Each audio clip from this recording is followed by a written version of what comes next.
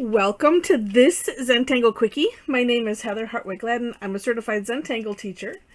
And today we're going to take a look at the Tangle Nana from CZT Eriko Agren.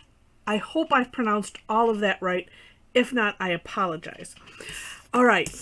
This is a neat tangle and starts off with a bunch of orbs, bigger orbs than normal. And, let's see. And you can put them in any configuration you want. Completely up to you. I'm going to do... let's do a giant one right there. Okay, like that. Okay. Once you have your orbs set, and do take a look at the For More Inspiration link in the description section so you can, besides reading the story behind the tangle, take a look at Eriko's work to give you some ideas. You could have this stretch out into a border or whatever you want. And actually, this really, it can also become a reticula. So we'll do that later.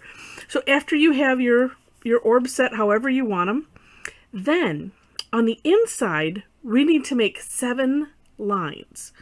And, of course, it doesn't matter. They can be uneven, but just like this. So, on the inside, and what did you say? It's a, heptagram? Let's see. Oh, heptagon. Sorry, gram. I know what I mean. Heptagon. And like I said in the story, 1, 2, 3, 4, 5, 6, 7. There, it's always good to count, and then fill them in afterwards. So this the inspiration is it's a pattern of, like a fabric pattern, and there is a link on the inside, the story.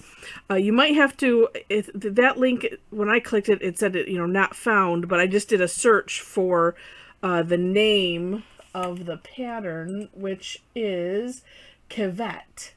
It says, inspired by one of her favorite patterns by Marimekko called Kivet. At least it takes you to their site, and then you can just put that in the search, and then you'll see. And that's what it is. It's a bunch of orbs, and they, kind of have this flat on the inside. Like so. And so then just do that with all of them. Now, in my step out, because as I was looking at hers, I thought, well, when they're kind of overlapping here, at first... because I didn't look further on, but it's still okay. At first, I just kind of divided this in half and said, "Oh, okay, well, this will serve as 2."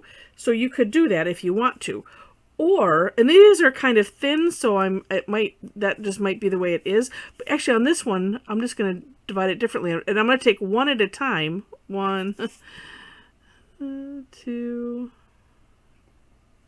3.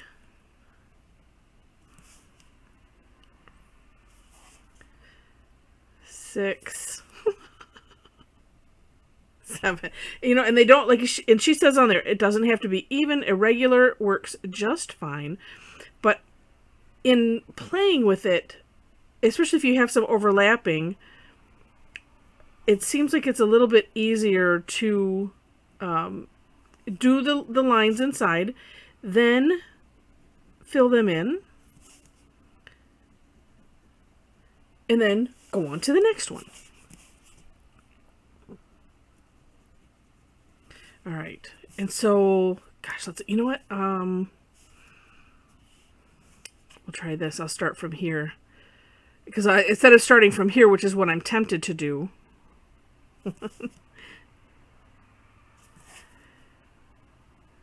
3.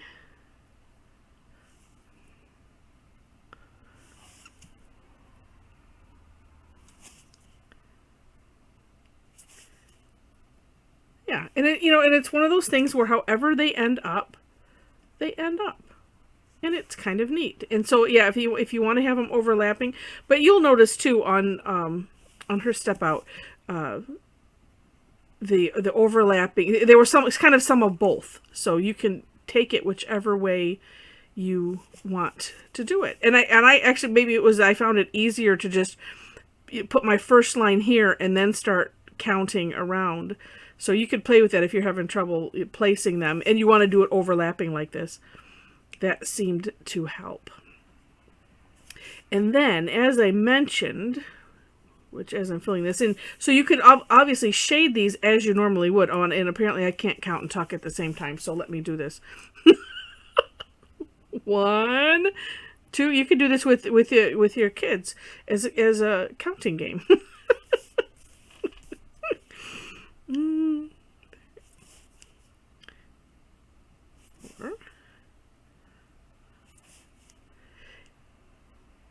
And then, you know, I guess as it gets down to the end, then I was like, okay, then those last bit are going to be smaller because I need to fit these in. Well, I don't know. I'm kind of thinking it's a good counting game for adults because, oh, so funny. But you know, what a unique idea. It really is. And then 2, well, that didn't course correct very well. But I have a couple places where, you know, when I do my orbs, I always end up with them being kind of uneven. So the fill in part, it still covers that notion of using it for a course correction, just to fix any slight thing that you might have. And because we're doing the fill in, we also don't have to worry about, you know, the hollow bow or anything like that on these. So there we have it. Now, if you want to just do regular shading, ooh, here's what could be neat. I'm gonna usually, like, if it's an orb, I'll do like a circular, like a little C on one side. Let's aura. Ooh, yeah, like that. Making them kind of angular to go with the sides. And then bringing it out a little bit. Oh, that looks neat. But then also, you can use these, as I mentioned, as reticula. So putting other patterns on the inside. And I will, let's see, I'll go with some of the ones that I did. So for instance, say you want to add flux. And I'm going to do the same thing. Well, do I want to? It doesn't matter, does it? No, it doesn't. I in my step out, I did one in the center because I was copying Eriko's. But let's do this. Let's do more of a traditional-ish type of flux. Rick's flux. That is my favorite. But we'll just fill the whole thing.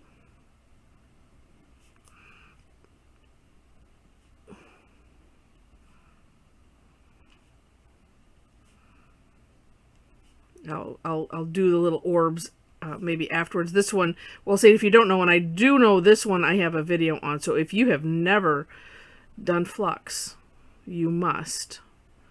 It is crucial.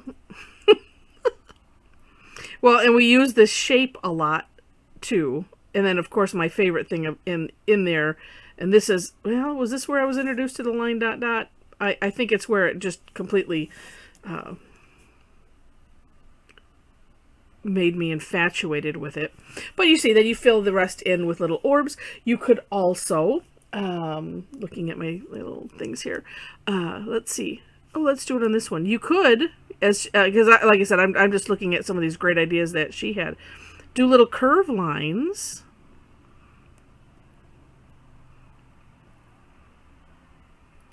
You have to just remember which is to which part. You know, having your curve lines starting and ending, you know, right where your lines, where your 7 lines are. And then this I thought was kind of fun, just starting in the middle, and I'm putting out